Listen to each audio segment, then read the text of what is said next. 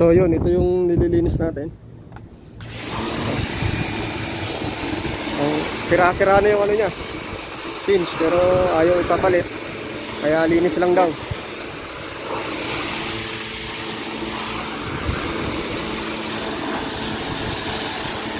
Meron pa tayo lilinisin doon, dalawa yan.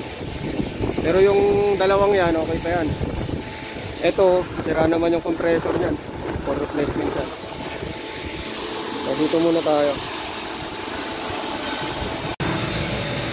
So ito yung mga contactor nya, yung control, 3-phase yan. So wala na siyang overload. Kung titignan mo, wala na, direct na contactor na yan. Kasi itong ano natin, meron na yung ano, meron ng overload protection nya sa compressor. So nililinis lang natin to. Sira na yung labas, pero yun o, tayo butas. Nilinis daw ito ng ibang lahi. Binutas daw yung pins nya.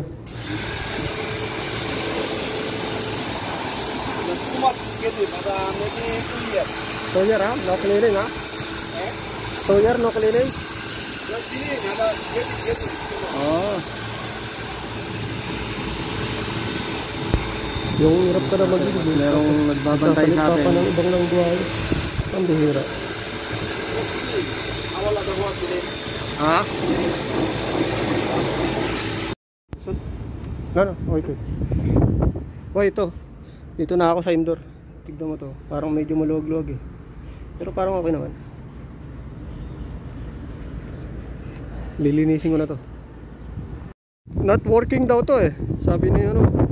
Oh, kanina pa nga siya hindi gumagana eh. Pero tong isa gumagana. So, ayan. Ito tayo ngayon. So, binuksan na natin tong ano, indoor nya. So, ayan. Ito yung filter. Ito yan. Belt nya. So, check natin to. Ayan. Goods naman. Lilinisin natin yan. Ito siya. Ayan. Tirahin natin ang pressure washer. Okay. So, ang karagdagang tips dito, ito. Ayan. Ito yung ano natin. Control nyan. Simple lang. Ito, bagong palit lang. Ito, lilinis na kami. Ito bang namang brand to. Iba yung compressor nya. Condenser lang ang lilinisin. Saka evaporator. Kanina pa.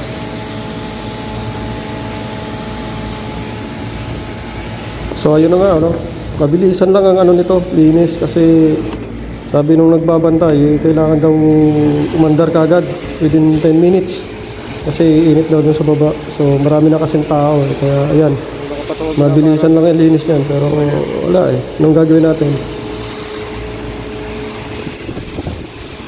Pinapamadali, ba't bawal linisin na matagal dahil marami na daw tao.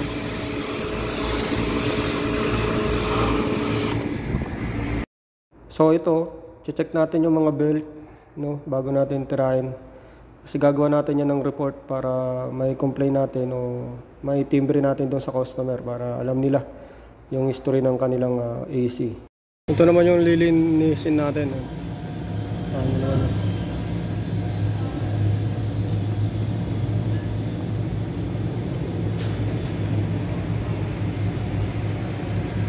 So ito yung ano natin, lilinisin. Grabe, may tama na. Yung isa, yun. Kita yun, na-repair na pala yan. So yan, ang gagawin lang natin dyan, linis lang.